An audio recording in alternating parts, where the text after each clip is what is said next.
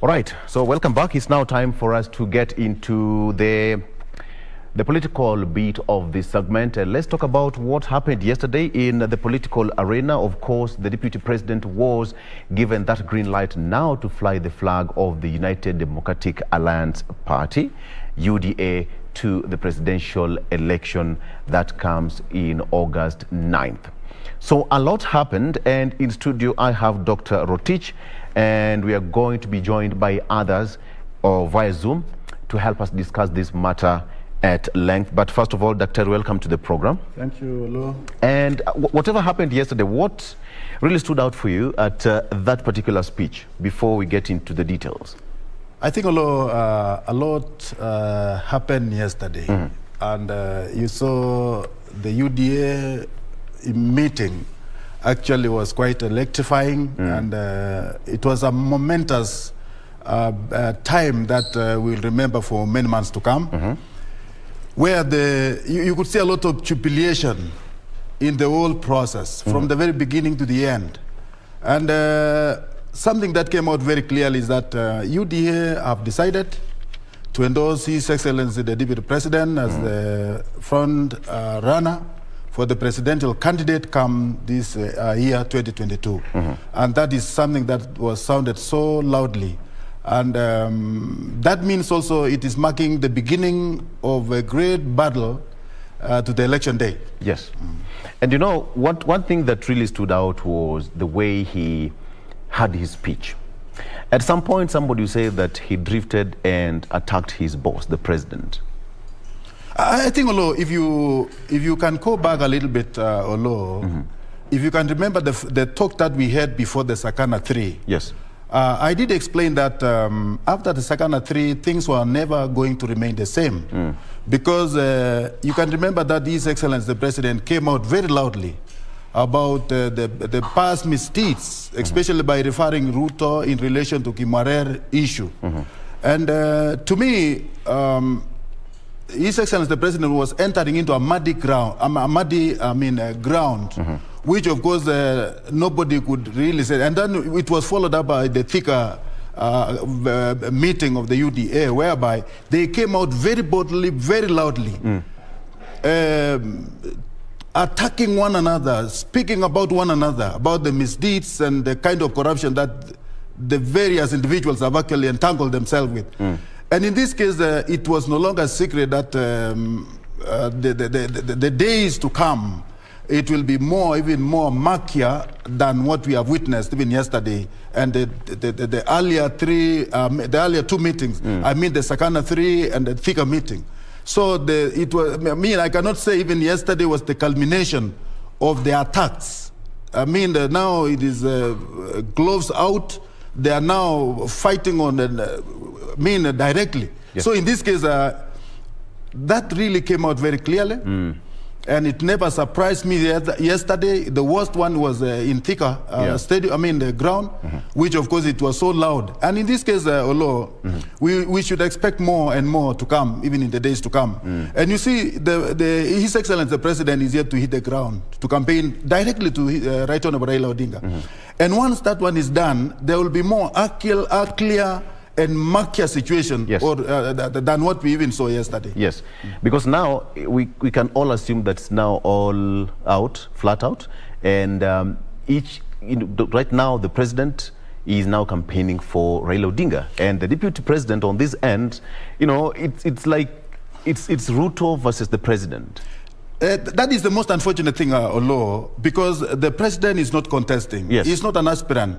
As per what is about the fact that he has come out clearly to support the Right Honorable Raila Odinga is what is putting me is actually what is putting him at the center stage of this battle. Yes. Otherwise, it is the battle between Right Honorable Raila Odinga and Deputy President William Ruto. But what's the secret? What is the secret behind attacking the president, not Raila Odinga directly? Let us go back a little bit, Oloo. You can remember. At the earlier days, before this thing actually came out knuckle the way it is now, Ruto used to talk more about Raila, Right Honorable Raila Odinga. Yes. And he was telling Raila, please don't hide behind His Excellency the President. We know you, and we want you to come out. Please sell your manifesto. And that was, it was just in the past. Now, after His Excellency declaring openly that he's going to support Right Honorable Raila Odinga, now it seems to many that the more, His Excellency the President seems to be having more interest in the whole game. And that interest is what is actually creating eyebrows among the UDA and the likes. That why is it that His Excellency the President, instead of retiring peacefully home, that is why they are making reference of His Excellency Kibaki, that His Excellency should have actually retired peacefully, the way Kibaki retired and peacefully. So in this case, by His Excellency the President is deciding to come in front to support Right Honorable Raila is the reason why you are seeing these people, they are fighting or rather battling like they are actually together in the whole race. But why not Raila Odinga directly? Because when you attack the president, somebody say that, you know, they're afraid of attacking Raila Odinga head on. It is not it was actually the earlier on. Because most of the talks, if you can remember Oloo, Ruto was directing his missiles to Right Honorable Raila Odinga. In the previous, he was not touching about this boss. That is why he was saying, I'm not after my boss because I know he's not contesting with me. That is what he used to say. Yes. And recently when the boss declared openly that he's going to support Right Honorable Raila Odinga, and then again, you see that the most ugly thing, Oloo, is when His Excellency the President himself mentioned about the misdeeds of his deputy. That yes, he's unfit to rule this country. Yes, he is. He has about they are talking about I cannot hand over power to a thief. And then of course he was talking about the Kimwarere issue. Now with all this name calling, surely Oloo, I don't think the UDA and the likes will retreat back and say we are not going to say anything about you. Because the moment His Excellency the President mentioned about Kimwarere, you hear of Nani Rigathi Gachagua when he said, now that you have encouraged us, you have come down to our level. You have just come down to our muddy ground. So we will talk more about you. That was that is something I also anticipated. When His Excellency the President came down to attack Ruto, calling names, that is a time when, of course, the foot soldiers of Ruto came up battling, replying, responding in the manner that they have actually responded. So it is no longer a situation about the issue of respecting the presidency. The president has himself come down to campaign for Right Honorable Raila. So the same muddy crown will mar him. It is not something that he will run away from it. Yeah. But do you think the president will cede the ground? I hope so, because you see, Oloo, the Mount Kenya people seems to be, because I've heard some people like Ngunjiri, Wanyeri, Sabina Chege, that the president should rally, when the president will hit the ground, that there will be a lot of changes. Because you saw to it that the Thika meeting seemed to me like it was a protest vote against Right Honorable Raila Odinga, and also a warning to His Excellency the President that yes, we need to have consulted on this. Yes. And having the whole idea and running away with it, we are not with you. That is how it looked like it was sounding. But in this case, Oloo, you cannot. I expect the president now, having come openly the way it and of course he has been so active in bringing the former and answer together. Yes. You saw he played a key role in bringing Kalonzo on board. Right. And to me, Kalonzo had to join Right Honorable Raila Odinga because of the pressure behind him and the request of His Excellency the President to join up the team. And even when he was actually answering, when he was actually offering the speech that I'm now joining Right Honorable Raila, by the time when he mentioned that I was thinking that this time around, Right Honorable Raila will propose that I be the one, because I've been doing for a long time. And then before even he finished that, the outcry in the board, at the meeting, was actually against the whole idea. And then he was forced to cut off the speech, and he said, now Raila tosha. Unaona? So, and there was, and I saw him talking also in one of the media, and then he was saying, I respect His Excellency the President, and he has done, he has really played a key role to see to us that we are coming up together. So me, I look at this, the whole scenario of the former NASA coming together because of the activities behind the scene orchestrated by His Excellency the President. You know, one thing that is quite interesting is that when you hear the UDA people speak and you hear the President speak, they are two different worlds apart, all right? But then now, let's put that aside briefly. The Deputy President officially joined UDA, and he was elected under Jubilee Party. That automatically and technically, you know, makes him to be no longer a member of Jubilee Party. So now what happens next? Oloo, I think he has actually ditched Jubilee Party for the UDA Party. And that one is now official. Yes. He's no longer the member of the Jubilee Party. And in this case, I think according to the Constitution, there is nowhere that is showing, because the Constitution is silent about whether he will even now become the position of the Deputy President. But of course, this is something that was, you know, the election of the presidency was actually done, together. The President and the Deputy President were elected together. And in this case, I think until the expiry of their term is when he can now relinquish and do his work. But I don't think his activity was any longer necessary in this case, because his activities were taken away a long time ago. So in this case, he's just there because if he was actively participating, like we would be intact within Jubilee, I think would be executing his duties as normal. But the fact remains that His Excellency Deputy President was denied of his responsibilities a long time ago. I really don't think that. And he has been redundant. No, it is in public domain. We cannot authenticate. We may not authenticate, but of course we are reasoning Kenyans.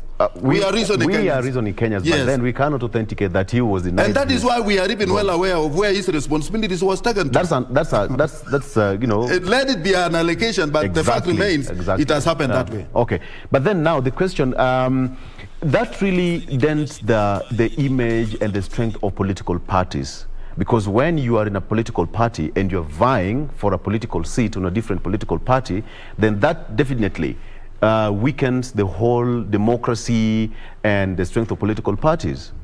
But Oloo, you must also remain with the fact that political parties in Kenya have always been the vehicles only to enable you to elect a position. It has never been that serious. It was the other day when it was the other day when Jubilee was reformed after all the years of dormancy. So in this case, it is reactivated now because the election is here and they want, people must contest through parties. So in this case, I think that is something that Kenyans must look into, that in future, political parties must be identified by their role and must be identified by the trend of their operations, that even after election, the party should remain intact. Political parties' discipline and interest, what gives? Political parties, sir? And democracy and discipline. I think when we talk about the democracy of the political parties or law, I think we are a growing democracy. That world countries, especially developing countries, I think they are growing up. I think we are yet to measure up with the American democracy, the Indian democracy, where even if any iota of misdeeds in a party, it will amount to one resigning. But that has never happened in this country. So you find that we are still depending on personalities instead of party affiliation. So in this case, even when you talk about a party trusting of the party itself in Kenya is actually hyped or based on an individual. Now, when you think about UDA, definitely you think about Ruto. When you think about the Jubilee, you think about the His Excellency the President. When you think about these other parties, ODM, you think immediately about the Right Honorable Raila Odinga. So without Right Honorable Raila Odinga seated on that seat of ODM, it will not survive. So the same way to Ruto, the same way to Jubilee. So we are here to respect our parties away from individual alienation to these parties. Yes. There's some sort of disquiet in the UDA as we speak. When you hear, Senator Malala speak of, Rigathi Gachagua should do that, the post of the deputy president was reserved for a particular region and this and that. What really rings in your mind? Because when you have, ANC joining UDA just the other day, Kenya Kwanza Alliance now, and they have got disquiet in the party, don't you think that's going to bring a lot of of disability I think there are two things, Oloo, that we must look into, which are actually a threat to these parties. To me, I call them a time bomb. Yes. Because these are things that are yet to be realized, but they are real, and it will affect the parties actually, not necessarily UDA alone. Right. In this case, the issues of the areas where deputy presidents will come from have been a hot issue for some time now. Because, you know, Bwana Oloo, even when you talk about the UDA... And the deputy president is aware of this. He is very much aware. Of course, it is not, I mean, he's not all alone. Every party has that thing. In this case, Oloo, when Mudavadi joined UDA, you know, Mudavadi was one of the fellows who were actually eyeing for the position of the presidency. He was going to contest. And then so to Wetangula, so to all these others. The only person who may not have been contesting for the president is Rigathi Gachagua, who is being also proposed, or rather, many people are thinking that he could be another viable candidate for the deputy president. Now, but in this case, Oloo, why I'm saying this as sleeping child. You saw Malala has really fought a lot. He fought a lot behind the scene to make sure that Mudavadi and the likes of Wetangula actually join UDA. And in return, they are also expecting that some position, not less than what they were expecting. If we will not really target the presidency, now that they have endorsed Ruto as the running mate, I mean, not actually the running mate, but the one to contest for the presidency under that umbrella of Kenya Kwanza. So they are also expecting something in return of it. And in any case, Oloo, let me also be very categorical. When you talk about a position, it should be a position whereby you have a bargaining power, even upon your own people. How many votes are you bringing? Because you talk about, when you talk about the Western Kenya having 2.2 million votes, yes, and we may not be actually sure. The UDA may get about 70% per se about what the votes. But maybe they may get about 1.5, 1.6, 1.8 from Western. If they would be very generous. Yes. And then you talk about the Central Province, whereby they are coming with a solid. Maybe you talk about the Gikuyu nation, maybe having about 3 million, and then those others, Merus and those such like other subsections. So because the Mount Kenya region comes up with something like 8 million. They are saying 8 million.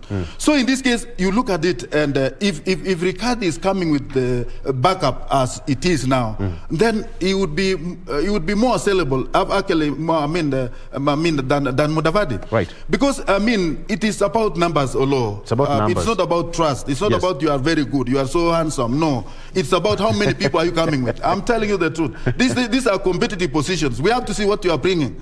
And in that case, anyway, we are here to see. If, and of course, I think the leadership of UDA, leadership of maybe Kenya Kwanza, I think they have to sit down, all of them. And they will have to discuss upon themselves and say, what is it the way forward? Because by the end of the day, they have to find a winning formula. Yes. Because, I mean, you cannot afford to maybe to fight or have an infighting when you have a big fight outside you. In this case, and the fight between Right Honorable Raila Odinga, I mean, the margin of difference, Oloo, I think it is closing up every day. It used to be a white cap. And in this case, what now each one of them is fighting for is a 50+1 for one to be able to win at that election. And of course, these individual parties cannot afford to fight among themselves because they will lose. And in another sleeping giant, Oloo, is about the nomination. You hear about so many people have become, even among those who are in the UDM, UDA, and all this and that, they are now going for the independent because they are thinking that you will not have anywhere to run, especially after the election. Because the law itself is almost barring. You saw the proposal from the IEBC that we don't want to see people moving from one party to another, or after you being defeated, you run to independent. And of course, it is causing a lot of management issues with the IEBC. Now, instead of really narrowing up the numbers of the contestants, you find them again all of a sudden coming up through the independent. So in that case, I think if that problem is solved, it will have solved the management issues among the IEBC. Doctor, yesterday when the deputy president was at the Kasarani Gymnasium, he accused his boss, that is the president, of overseeing the state capture and actually putting Kenyans into the clutches of poverty. I think that in itself, that one also, in one way it sounds political, in one way it sounds real. It sounds real when you talk about the extent of, you see, the majority of Kenyans at the moment, although they are not feeling the kind of development that has been realized in this country. Talk about the mega projects, infrastructure, talk of electricity, talk of roads, talk of all those things that have been put in place. That for any developing nation, they must have such foundation. We need to have roads, we need to have electricity, we need to have power in all ways. And in this case, His Excellency the President has achieved, to me, he has done excellent as far as the infrastructure is concerned.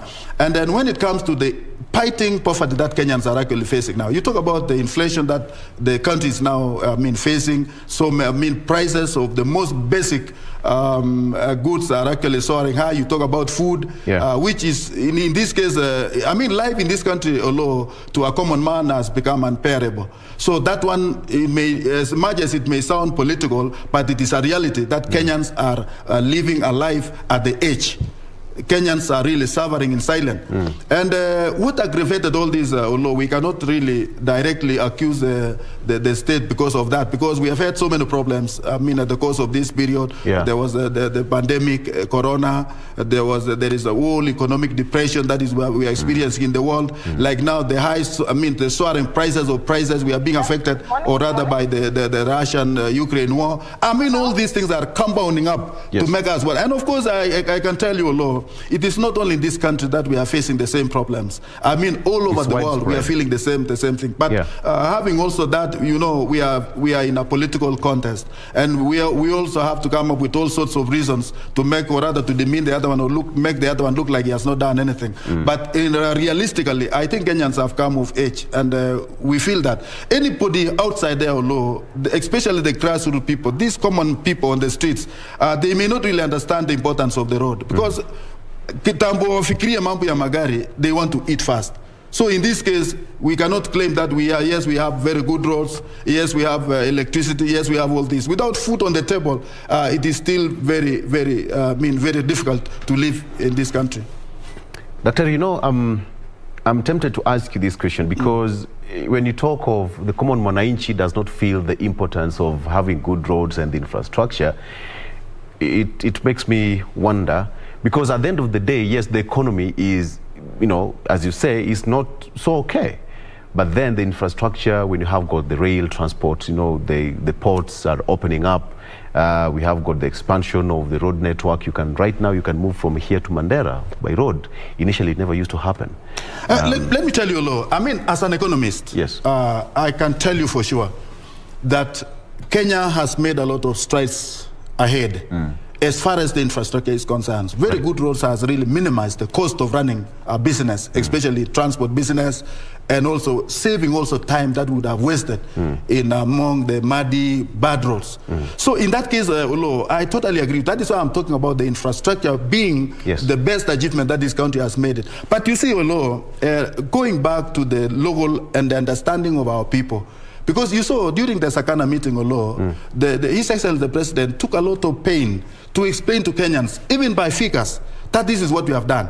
And you saw it. It was widely projected, so that Kenyans could really know the extent that Kenyans have really gone as far as the infrastructural development is concerned. But you see, now going outside there, Oloo, what I mean is that this common man on the ground who want to see food on the table, how can you convince this man that because of the roads that we have built, because of the roads that we have, we are now facing starvation? How can you explain that to somebody who may not be able to understand that one? Okay, so let's shift to Tabitha Ogutu, who is in here. Tabitha, good morning. And the discussion is here with Daktari, and Daktari says that, infrastructure. Let me start by asking you what really stood out for you yesterday in the Deputy President's speech at the Kasarani Arena.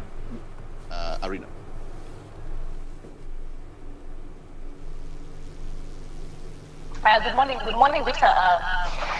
I've been listening to Daktari put his, points across. I will say that yes, and I've heard him trying to sell that is more of selling his party's agenda. That is very okay, but it doesn't mean that he's 100% correct on some of a few things I've had it say. But then after the question is asked me, yesterday during the castle, so many things happened apart from just what he was putting across. I mean, it's always hard.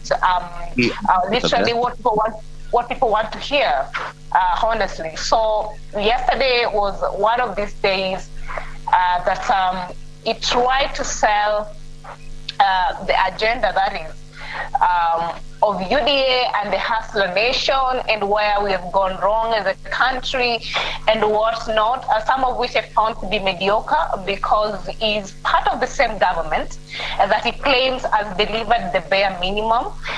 It cannot, as I always say, it cannot ridicule what the government has been able to achieve, at the same time take credit for what the government has been able to achieve. At the same time, it claims that some of those things that have been done, which are wrong, now is aside from it.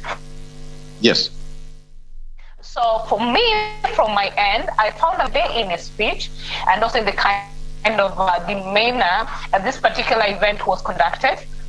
The media was entirely locked out of this event because they claimed that they had affiliations from other sides. I remember one time when the Azimio side said that they're considering maybe them not having the media giving the tallies or the numbers or the election outcome come August 9th. And they say this will return us to the black tides. And it was an infringement of democracy of the media. Then I'm wondering, why are they not leading the talk? So from my end, I read anger from the speech of the deputy president yesterday, and a lot of lies and things that do not add up, because if at all he claims that President Uhuru Kenyatta, which is the agenda he's selling right now, we've not seen him say anything tangible. That is the same case when he had ANC, NDC. The other time when Davadi was trying to, say that he's forming a coalition with UDA. He also never gave us something tangible. All we know is that they're pushing for an agenda with no strategy and structure. But then, Victor, maybe in a minute, allow me to comment on a few things I had Daktari saying. That when we had the particular event at KICC for the Azimio, when Honorable Kalonzo joined in, Raila Odinga was supposed to give him a hand for him to be the president this time, and when he mentioned that the crowd went a bit harsh on him, that was so expected, because Raila Odinga has never been a president of this country, so there was no way he was going to support him on an agreement they did with NASA, and that was something that was illusional. If he had been a president, then we'll be having the discussion of Kalonzo being a president this time, because right that one as a president. So what was expected of him was to continue with the fight, and now when we get to the point where Raila is the president, then we can have the same. After this morning, Tabitha, we'll come back to you shortly. All right, let's cross over to Hamisi in Mombasa. Tabitha, I'll come back to you shortly. We are trying to rectify that network issue. Let's cross over to Hamisi Mboga in Mombasa. Hamisi, good morning. In Mombasa, Hamisi, good morning. Good morning, Victor. Perfect. So, Terry says that, yes, it's all systems go, and we are yet to see fireworks heading to August 9th. What's it? Maybe unrelated. You need to define the kind of fireworks. What we saw was fireworks of one party hitting another party of the same genre. One of the things that we learned so much is there was a lot of bitterness. I wish the deputy president just used the text that was written, or maybe let me say that he had written. The moment he left the text, the moment he was speaking freehand, fireworks, we could see some of the comments that were really hurting. We could see his face. He's angry with the president in court. So we are saying maybe that he is, and the position that he's now asking the whole world to support him, including ourselves, for votes. Maybe he should humble himself a bit and cool down. He could say the same things in a different way so that he's softened. But we saw some bitterness, and some people were asking me here, if he becomes president, is he going to be as harsh as we saw yesterday against the president and against anybody? So I saw good support for the deputy president, but I saw a lot of sentiments that are coming from the team that were attacking a particular person. You could even read whoever stands this. And then also the concept of saying we were done this, we were done this, we were done this. I think that is not the right forum to be able to do that. That was acceptance speech. That thank you for saying I should be able to go ahead, and I'm happy to do this, and I'll do. Then when you go to the field now, when you're looking for votes, and depending on where you are looking for those votes, you can bring all those fireworks. And we're expecting fireworks because you remember last time we were here, we were saying maybe the candidates are only two, the strong contenders are only two, and it is coming out very clearly. So the decision will be between we support Honorable Raila Odinga or we support the deputy president during the August election. And now, at that point, let's look at issues. Let's look at what the offer is to the citizenry. Let's get it on a point form. When I get there, this is what I'm going to do, and I'm going to do it like this. You will get all the votes. But when you muddle it with some sentiments, some of us get lost. Are you going to address those issues, or are you going to address services? If I was a candidate or advising the candidates right now, let them focus on services. Services, I include everything. What will happen to services like water, like health, and then let's look at governance. How are we going to govern ourselves in the new setup? And those are the points that call some of us to listen properly. But when you go to the platform and meet your friend, I don't know whether now to trust you, to trust the other friend. I don't know whether if you do that, you're going to deliver. So we are getting confused, but I think the fireworks are there, and I expect more fireworks. Hamisi, perhaps. So Daktari is right. There were really fireworks, like the argument by Moses Kuria that actually they stole the thing for, those are fireworks, and they can bring some trouble. So my advice would be the candidate should speak last. Let them speak so that when you are at the top, you can moderate some of these things. But he spoke and then let people speak. Now they spoiled the food for him. Hamisi, perhaps somebody would argue that whatever happened was intentional. It was meant to whip emotions. Again, it was also meant to spill the beans, because they say the president also the other day said that Nito Boy, you remember KCC?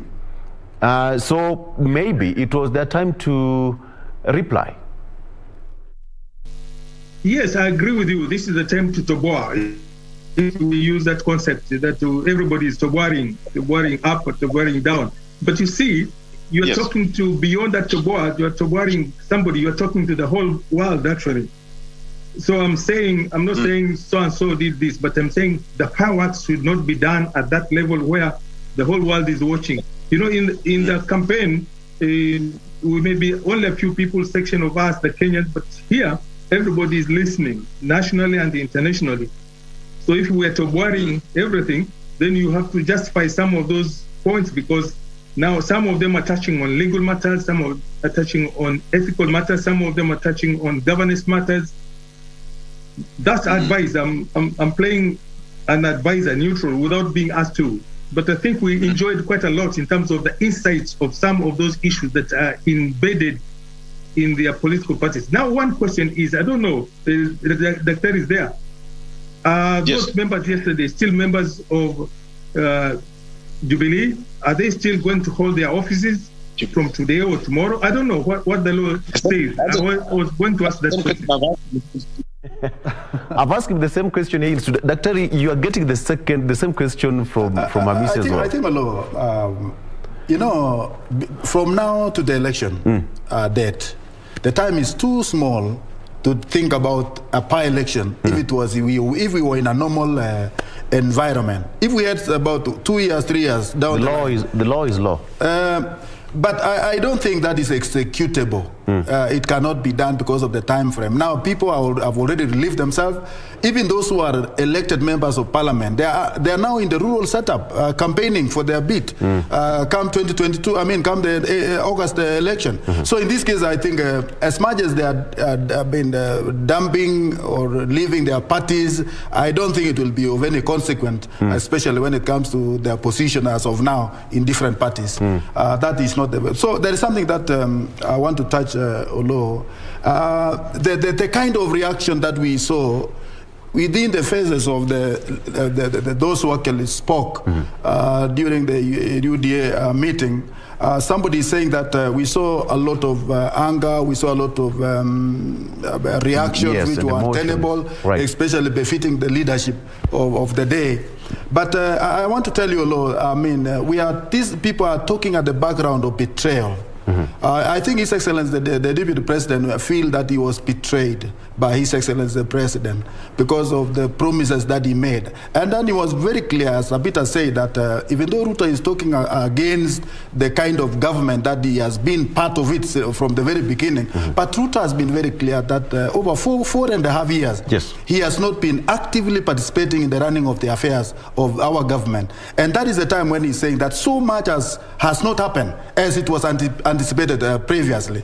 And in this case, I even saw a place whereby said that they were 4.5 years has been able to create something like 7 trillion debts. Man, I mean, that is the allocation that these people made. And in this case, Oloo, His Excellency the President has spoken it loudly that he has not been part and parcel of all the execution of what has been done for the last 4.5 years. And in this case, that one, I think Kenyans can also understand. It is not an allegation. It is something that we have also, some of us have really witnessed, that he has not been working according to the dockets, the requirement. But that is, that alone, Oloo, what we must also realize is that we are in a campaigning mood. And you are not in any way thinking about talking good about your friend whom you are competing with. There are all sorts of things that you can talk. The only thing that I noted from my brother from Mombasa, Hamisi, yes, is that there were a lot of makasirikio, the kind of thing, which is not befitting the leadership of this country, because he's saying now, if you are behaving this way, if you take over the mantle of leadership of this country, will you be still behaving the same way you are behaving? So in this case, I think that is also the observation that many Kenyans have seen, Oloo, and that is something that I think the leadership must actually correct. It has been said not only for the Deputy President, not only for even His Excellency the President. People have said that anakasirika sana. But that is something that, of course, we also have to know, Oloo, that we are talking about the human beings. It's only that they are leaders. They are our leaders. And they have to behave in a certain way. Otherwise, when you talk about the reaction towards issues, His Excellency the President, the Deputy President, the Right Honorable Raila, just as normal human beings, wanaweza kukasirika. Okay. Hamisi, there is a question I'd love to put across to you here. Dr. says that, and of course it's been the public domain, and the Deputy President has been saying all over that over the last 4 years he's been neglected. He's never discharged his mandate as the second in command. But Hamisi, are we able to buy that as the gospel truth? If I was going to make a comment on that one, there's a yes and no. Yes, because if you are not fitting in this house, the best thing is to be out and then bring us all those that would understand. But the deputy president has not moved out, and he goes to some of the meetings and say, you know, I'm still the deputy president. Okay, we take that one. Do you know that we have done this very well? Yes, we take that one. And the deputy president says nothing has happened after 2018, but the president says we have done so much, and with some kind of really report. So those of us who are not present and who are not on parties, we get confused. Who is speaking the truth? Who is telling the Kenyans the way the things are? Is there a way of identifying this is exactly what happened and this is what ought to have happened? So because of what I said earlier about the presentation, the leaders should give us hope. Leadership is giving the citizenry hope and development. So I would love to hear, and he said it one time, what we did before, we shall continue to do it. That is okay, because no human being can be able to do everything well. But add value. When you disparage the concept of African leadership is when you take over, you forget about everything that was done by the other person. If we do that, then we are losing the development track, because you're not developing for yourself, you're developing for everybody, for the Kenyan. So let's hear that. I know we have not done so much. This is the way I would do it. We had this target. Yes. We have not done the target, but because if I get back, I'll continue with the targets. You give people hope that actually there is continuity in the development of our governance and systems and structures.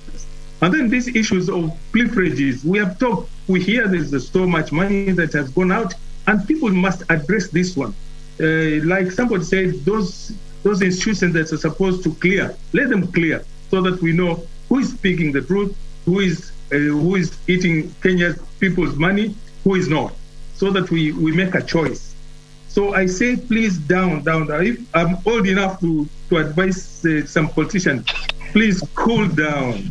I was there in 1963, up to now. So please, let's cool down and advise this country nicely, with harmony, with love and unity. It doesn't matter who wins in August. I will still be in Mombasa, God willing, and I will go to Kisumu to eat fish. I'll go to Central to eat waru. So I want that kind of environment. I want to feel. I go to Rift Valley, and I used to go to Rift Valley to do some business. Yes. You're forgetting. Okay, all right. You've spoken until Dr. has said amen thrice. He's talking like an old man. He's now talking like 10 old men. Yeah, all right. I mean, some credit to you there. Okay. Dr. What really happens is the package, the presidential kind of appearance. Somebody said that the kind of environment that was exhibited yesterday was intentional. It was meant to whip emotions. It was meant to pass that stern message. It was all flat out. But when you look at it, the way Hamisi said, do you think it was the right time for the deputy president to sell his manifesto, say thank you for the nomination, and moving forward, this is what we are going to do? That maybe that is what he ought to have done. I think, Oloo, you must understand that the gathering that we saw yesterday, the UDA delegates, it was a very, very important meeting. And of course, His Excellency, the Deputy President, had to sell his mind. He had to sell the manifesto. I mean, he was not only to come and say, yes, I've accepted that you have nominated me as a presidential candidate through UDA come August. I mean, he had a baggage. He had what to tell Kenyans. He had a lot in store. And when he talked about the 4.5 years that they never did anything, they also came up with the ideas that this is what we are going to do, even as we take over the mantle of leadership in this country. So in this case, it was very normal, and it was very befitting that His Excellency, the Deputy President, actually took the center stage to tell the Kenyans what he's actually planning for them. And in this case, during his acceptance speech about accepting as a candidate. His Excellency the Deputy President talked about what they lost in 4.5 years during his leadership, along with His Excellency the President himself. And in this case, let me tell you, Oloo, I think His Excellency the Deputy President has the whole blueprint of the economic planning, the economic plan that they established when they took over in 2013.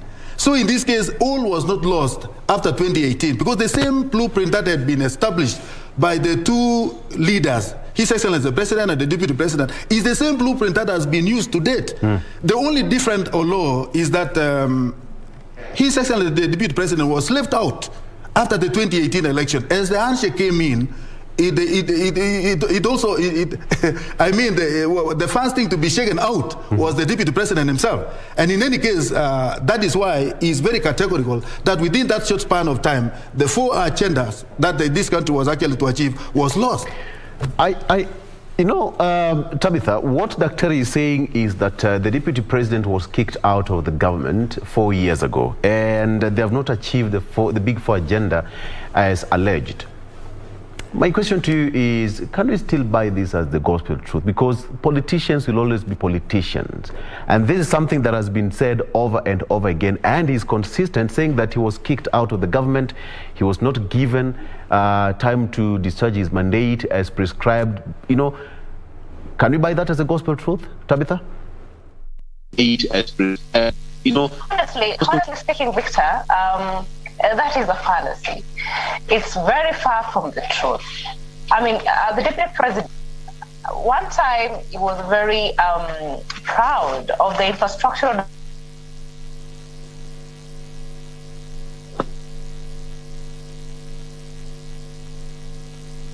We are losing. Okay. We'll get back to Tabitha. Tabitha, we'll have to talk to the Siaya governor to make sure that you have good network in Siaya. All right. We'll get back to Tabitha on that to get her opinion on that particular question. Yes, Tabitha? Yes, Tabitha? Yes, you can hear me well now? Okay, I'll get... The president has been seen to be somebody who, one time he says that as a government, him and the president, they've been able to pull a few strings in terms of development. The next time of conversations that he should be having. The next time you hear him say that him and his boss have been able to deliver the Big Four agenda, and then now you will wonder that now. Yesterday, him coming and telling us that literally he has been sidelined from the time go and he's not been able to perform the duties of the deputy president. Honestly, as you asked me, I would say that this is something we can't buy as Kenyans right now. But it's very unfortunate that be it Azimio, be it Kenya Kwanza, as an economist, where are we as a nation on a neutral ground? I think, Oloo, as an economist, I'm not saying that we are badly off. Right. And Kenyans, since His Excellency the President actually took over in 2013 to date, I can say so much has been done. You see, if you look at the Kibaki's tenure, actually, Kibaki's tenure established a foundation for the kind of infrastructure that we have today. Yes. You talk about roads, you talk about electricity, you talk about all these things that we can see today. And let me tell you, Oloo, if you go to a foreign country like America today, you go to any other developed world, and you come back to Nairobi, you'll find yourself almost in the same status. Because now in Nairobi, we have very good roads, as we are talking. And then much of what we have done again as a country, you talk about the health sector. Even though it has not done much within our rural setups, within our counties, I think this country has really made a lot of strides as far as the health sector is concerned. When the NMS actually took over this town, we had very few hospitals which were actually operating by them. And most of the people were depending on big hospitals like Kenyatta Hospital, Nairobi hospitals. But now there are a lot of over 30 mushroomed hospitals that has been done within a very short time. That means our people are actually getting health services within the perimeters of their whereabouts. But when we talk about the economy itself as determined by what we get on daily basis, Oloo, you talk about the per capita income. I mean, an earning by an individual or an earning by Kenyans, it has actually gone low. In the sense that when you talk about the Kenyans as per se, the economy itself is fighting. Fighting in the sense that the prices of the most essential goods is soaring high. Not because of the issues to do with the leadership.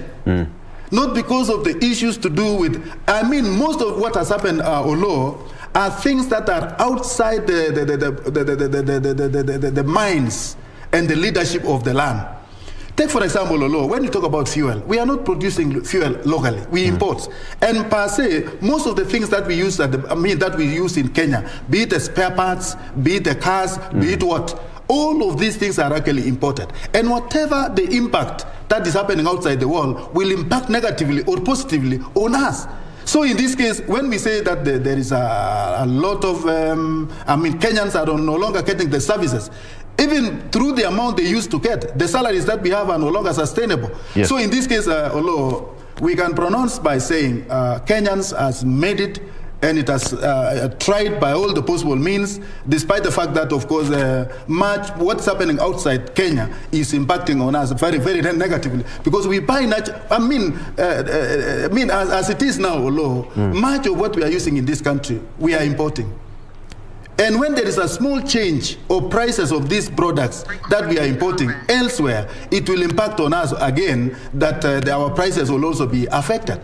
So, I can surely say that this country has made a lot of strides. Okay, because positive steps. Absolutely. Hamisi, you know what happens? The issue of economy, I've asked Dr. here because he's an economist by profession, and he really understands the issue of shilling there, come back, and all that. But then, when you look at all the political rallies, all the the candidates, they're talking about the economic revival. Do you really think that is now we are lacking as a nation? Because as we stand right now, a litre of petrol in Nairobi goes for 134 shillings. Yes, I agree with Dr. and I agree with all those people who are talking about the economy, and it's the only one big thing about, among others, that we must talk about during this campaign period. But beyond say economic development or improving our economy, the how is very important. People are waiting to see, because everybody wants this economy to improve, wants the prices to go down, wants, how do we do it? That how is a process, and if we can be able to explain to the people that please keep hope, because in economy we're going to do 1, 2, 3, 4, 5 things that will be able to give us the result. In education, we'll do 1, 2, 3. So most of this is what we wanted to hear, by the way, in these speeches. We have economy is bad, we're going to do this. Governance is bad, this is how we're going to improve it. So that we weigh in terms of hoping. Again, politics and leadership is about selling hope, and also is showing way of that hope. In fact, if I just go back to, if we go back to the speech, if the deputy president continued with the speech written, I was listening. He lost me when he kept the text away, and now he was really calling names. He was pumping. So we lost him a bit. We wanted him to go back. He was doing very well in terms of the written speech. So I think this is the way we should be. Economy must be improved, but if improving economy alone will not help. The Dr. knows. You must have the environment to be able to do that economy. You have to have the skills and know-how to do that economy. You need to say, to improve the economy, is it environment, business environment, or is it reduction of expenditure which is not necessary? Is it a large task, large wage bill? Remember when we changed from the other dispensation to this one, we were saying, some of us, and we have written it, in that there's a lot of staff that have been moved to counties without supplementary or without considering how much it will cost. Until now, I can see that problem is there. Can we address that one in terms of what is the maximum, what is the optimum of staff, optimum of expenditure? Now, the environment has interfered with us. For the last 2 or so years, this pandemic has really been pandemic. It has destroyed us. I'm in Mombasa and I want to be in Nairobi. And, so these other factors must be taken into account as we go to the next dispensation, because they are affecting economy, they are affecting our governance, they are affecting structure. And if you look at infrastructure, and I think Tabitha knows this, infrastructure is good, but you need to supplement it with certain things that will be able to make the environment business work. If we have good infrastructure, good business environment, people are earning their livelihoods, you will see the beauty and the happiness of the people. One time I said, look at all the bananas from Meru. They are not reaching every corner of this country because of infrastructure and because of business concepts that we are using. So yes, the economy is good, but let's supplement it with these environmental governance issues, and we shall succeed. We are not very badly off, I can tell you. You're not badly off. I think, as Bisia said, yes. I think there are a number of things that determines what is happening in this country. And that is why the key thing that I would wish to see this presidential candidate really emphasizing so much in is the issue of empowerment. Because majority of our youth are not employed. And unless you empower the lot, they cannot recultivate back in form of taxes. Yes. So in this case, the taxable capacity in this country, I mean, those people and those industries that can be tasked, they are already overtasked. Because you see the government must operate. The government must execute its duties. And the only source of income to the government is the taxes that we are paying. That is the revenue we are paying. So in this case, you talk about high and soaring prices in some of the items, like now the fuel and all this and that. On top of the prices, on top of the profits that these people are making, are also the tax part of it. If the government is taxing, say, about 3%, 16%, or whatever percentage that they are taxing, what the businessman there is just to top up to make the profit out of it. So. And the only way that the government can do is, if we say the government to reduce the taxes, then how about the mega projects that we are actually enjoying today? How about the debts that we have actually, because when even I hear, of course, a lot of people are talking about the debts. If we can see what the money has done, if we can see where we have committed that money, if we can see the projects that we have executed through that money, I think we would have a lot of respect to even the debts, because there is no country that can exist without debts. The only problem is that when we have debts without seeing what has been done with it, that is where the problem is. So in this case, I would wish that if we have an empowered society, like now, if we invest in industries or industrial development, many of our people will get their jobs. And if we invest also in enterprises, be it SMEs, be it SMEs, be it individual people, and that is why Ruto has been emphasizing about this bottom-up economy and against the trickle down. You see, the trickle down to me, it is, I mean, the opposite of trickle is actually flowing. And what Ruto is actually emphasizing is that we have to have resources flowing to the common man on the ground. Not to trickle. I mean, it is that there's a big difference between trickle and flowing. So, the policy that, the economic policy, our blueprint that Ruto is actually emphasizing on, is actually the bottom-up economy. That means we attack the problem at the nip. We go to the position where the problems are. And that is where and the moment we solve those problems, I mean, that will be the beginning of our success. Okay, all right. Doctor, allow us to take a break, and when we come back, we're still going to have more, even as we come to the close of this particular conversation. Let's take a break. We'll be right back.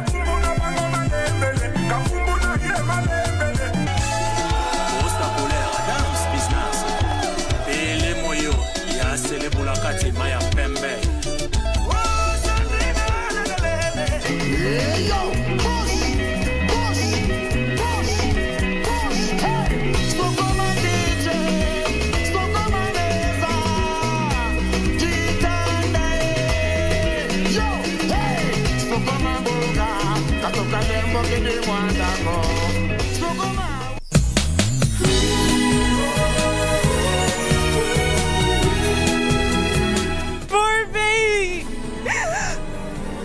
I didn't even have time to say goodbye to my poor baby. Mommy will be joining you soon. Mommy will join you. Could you just calm down? Give me my daughter back! Give me my daughter back! Give her back! Your daughter's death was the result of your negligence as a mother. How could you blame us for that?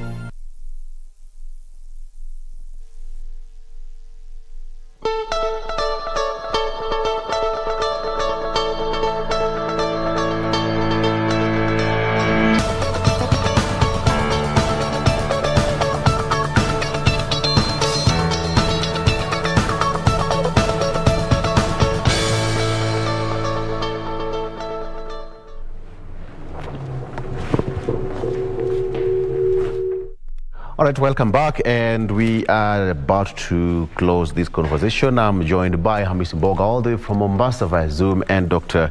Joseph Rotich. I call him JR. Dr. JR. Thank you so much. Dr. JR. Okay, so gentlemen, we are talking about the matters economy here as far as the presidential campaigns are concerned. Hamisi, you know, on a scale of 1 to 10, where would you rate us and the president's achievement on a scale of 1 to 10?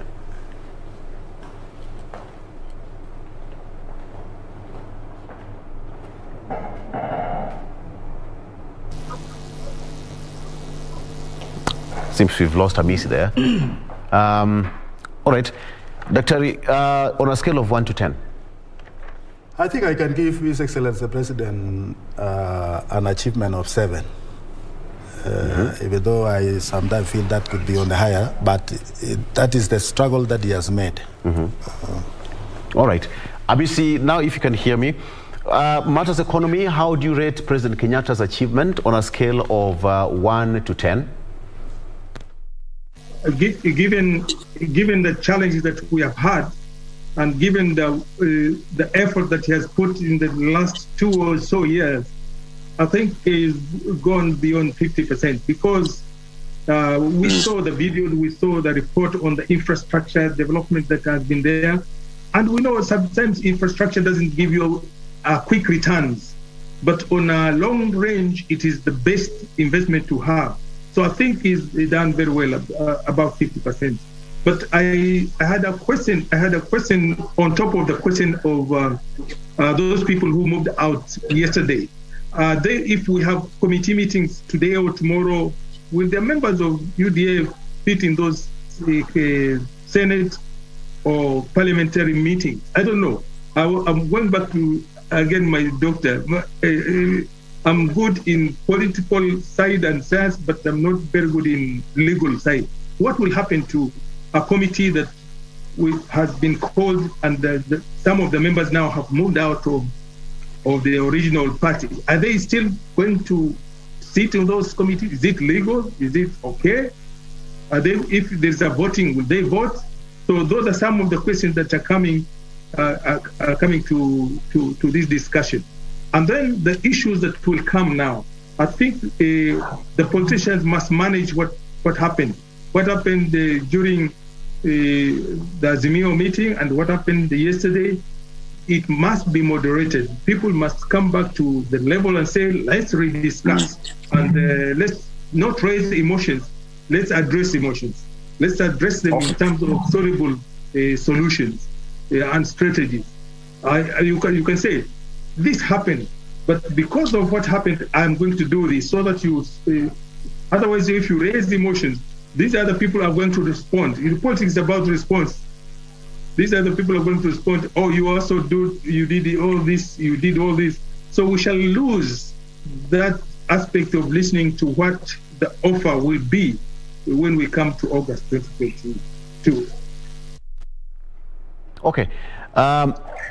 So, Dr. One thing I would like to ask you at this particular point is that what should you expect now moving forward?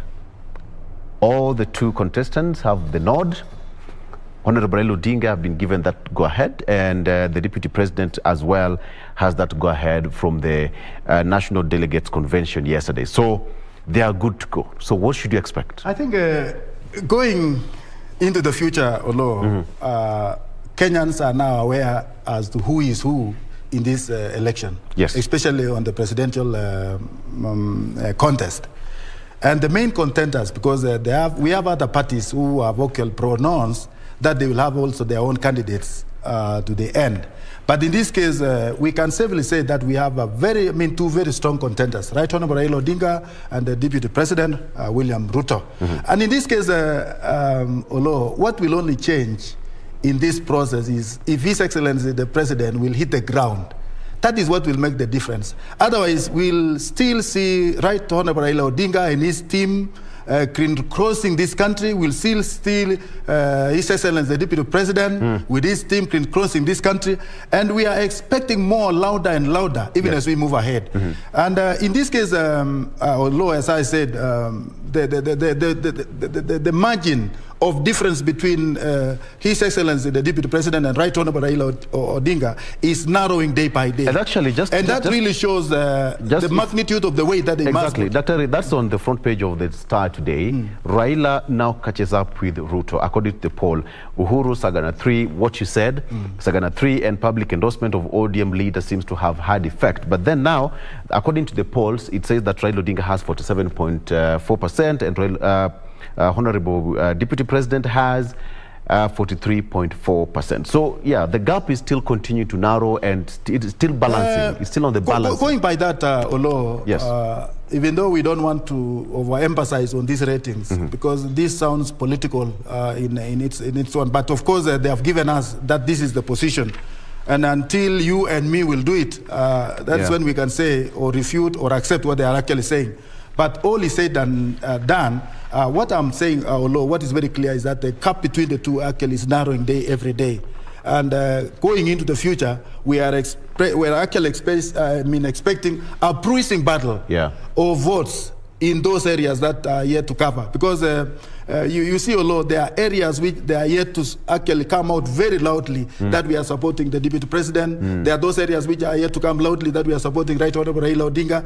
And these are the areas that these people, they will be battling to make sure that at least they have the support of those. And that is why the great men have gone outside the country. They have gone to UK. They have gone to America, soliciting force from the diaspora. And in Kenya, again, we expect a lot of movement in the near future until the election day, that these people will actually look for votes by all means. Hamisi, what should you expect? Tononoka grounds to be busy? Yes, we shall have full venues of people.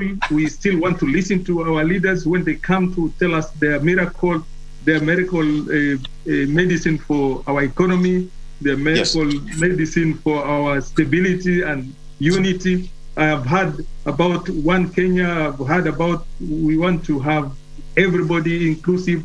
We want to see how do we do that. And we, like Dr. said, I think this is the beginning of the fireworks. But in battle, we call it friendly fireworks, because nobody should be hurt in terms of those fireworks. So yes, the other battle that we see forward is the nomination. We must discuss this, the nomination. In Azimio, as we speak now, we have over 20 parties that are supporting the candidature of our Honorable Raila Amolo Odinga. Yesterday, I saw more than 7 parties coalescing around the Deputy President.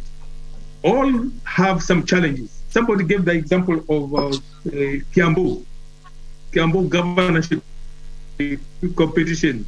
There are about 7 already, and quite a number of them are in one group. So that selection, that nomination, that decision will also bring the powers down, not at the top. Now, the powers is coming down at the governorship and also at the members of parliament and also at the MCA.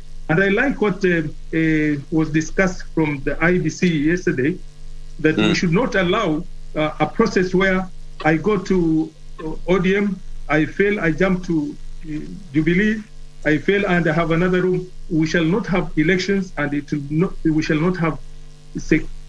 not have parties discipline. Make a decision. Do you want to go as a party member? Do you want to go as independent from day one? If you get, you are not the only Kenyan. Whoever gotten is a Kenyan. We allow the person who has gotten, they go ahead, we give them the space. If you open it up, we shall not finish this nomination. There'll be chaos up to the end of the election. So let them stick. If they decide Azimio in your parties, stick there. If you are in UDA, in your parties, stick there. If you are independent from day one, please stick there so that we have nice, smooth kind of elections. We make a decision. When you are in one party today and you are shouting at the top of your voice, and then you are beaten at nomination, and tomorrow you want to shout the other language, it is not good. Doesn't sit in me good, especially when you're using these strong words. Okay. Actually, let me just read for you an article here as per what happened yesterday when IBC actually sought that process to cut the number of days for party list submissions from 120 days to 90 days. Instead of 120 days, they are proposing to have 90 days. And in this respect, the party and independent candidates would be cleared at the same time. So in this regard, again, May 9th would be the last day the IBC is to receive the party membership list. So IBC, in a representation actually yesterday by the legal team, said that they want that bid to provide equality in treatment of candidates, both presented by political parties and independent candidates. So when you look at that, Daktari, based on what Hamisi has said and was here, some sense of sanity is going to be felt in the party. I think what is going to happen, Oloo, look at what the IPC is coming up with. Instead of 120 days, it is reduced to 90. You see, IPC is under pressure of time. And IPC also wants to put everything in place before the election is, before the time of the election itself. And that is why he's saying by 5th of, or by May, all the parties must have actually submitted their list or whatever.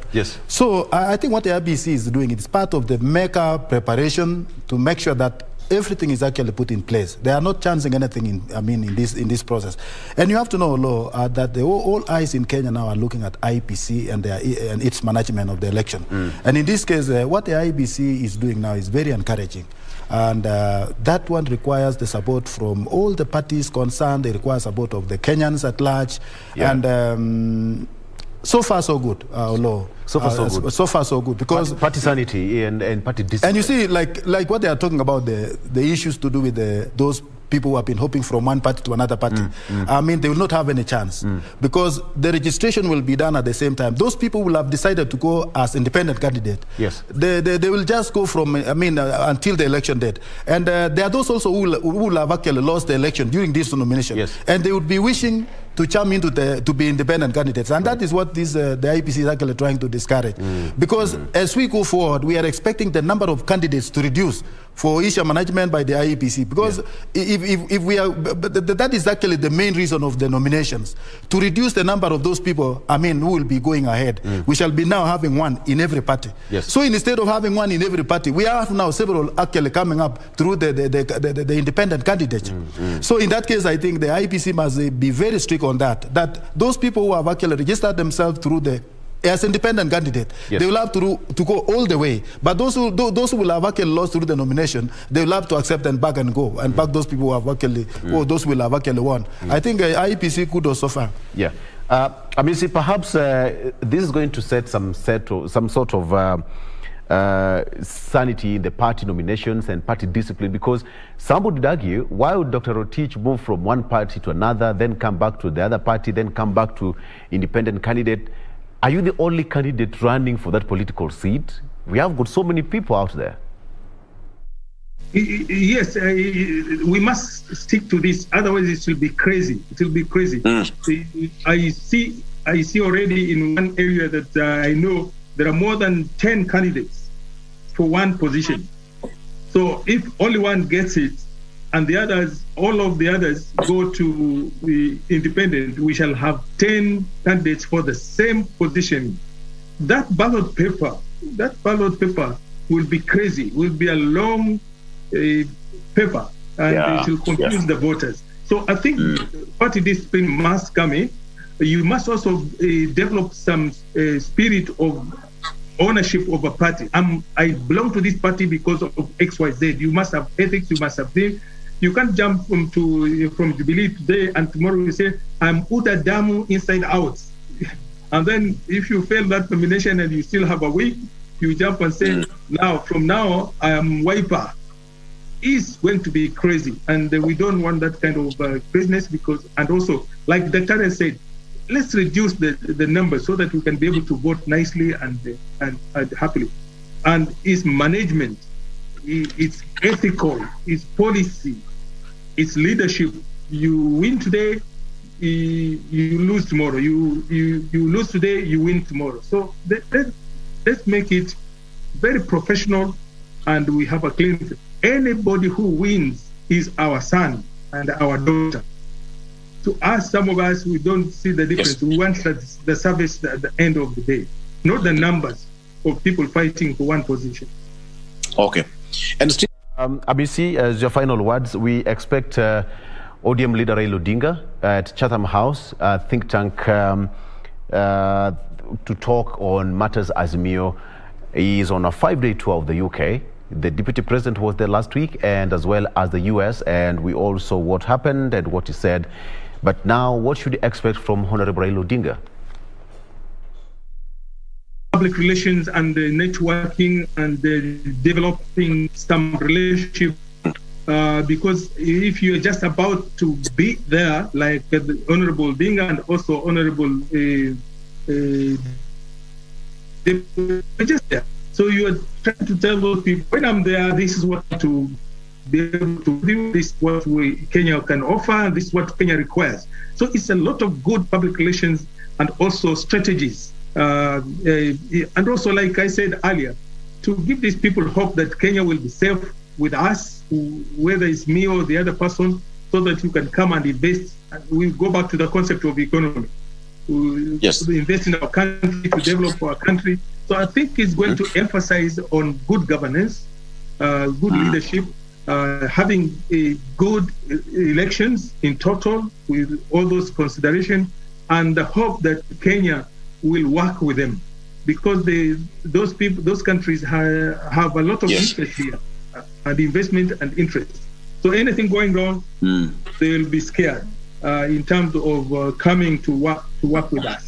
Like the concept of the Kenya, the army relationship. Our colleagues from Britain are over here in Laikipia. They are our fellows now. So let's have a developed relationship so that we can be able to live happily. But and governance is the issue. Thank you. Thank you, Hamisi. All right, Dr. your final remarks. The ODM boss is expected at Chatham House in the afternoon. I think Oloo, Right Honorable Raila Odinga will make use of his experience in politics and his diplomatic ties, the network that he has as an African, the leader of infrastructure. Yes. And I think this is the best forum for Right Honorable Raila Odinga to expound the main plan behind the Azimio. Right. And he will actually venture into those areas that have not been done before. And why? You see why I'm saying that it will be a good time for Right Honorable Raila Odinga, because I think even in the UK, as it is in America and other places, this is a man who has been in the political map for many years in this country. He has been in the opposition, and also the uniqueness that is being now fronted by the sitting president of the Republic of Kenya. I think that will also attract some eyebrows of the diaspora and even the UK diplomatic ties as to how did it happen. Because this is something that has ever happened anywhere. Yes. And in this case, I think we'll use his skills, his experience to woo the diaspora to vote for him come the next election. And Oloo, something to do with the IEBC, Oloo, I think we must. I must ask Kenyans that we support the IEBC fully to make their work easier, because the management of election and electioneering at large is something that is very, very, very, very, very difficult. And in this case, I believe the political parties should actually heed and more so listen to what the IPC is actually proposing, because we want to see a free and fair election come August. And then we want to see also, when the results will be declared, it will be the results that Kenyans will unanimously accept that this is what we have actually seen from being managed by an independent body, that they have actually done their work and done it perfectly according to the constitution of the land. Otherwise, with those few remarks, we want to wish Kenyans a very peaceful election and a brighter future when the election is done. Absolutely. I think that's the best way to stop it. And yes, we also wish for the best and peace during this particular period. All right, that's where we wrap up this conversation. Thank you so much to Dr. here in studio, as well as Tabitha Ogutu, who disappeared via Zoom technology. Of course, we understand, but nonetheless, we appreciate your valid company and your contribution, as well as Hamisi Mboga, all the way from Mombasa City. And above all, you as the viewer for keeping us company. Let's take a break. We'll be right back with more after this.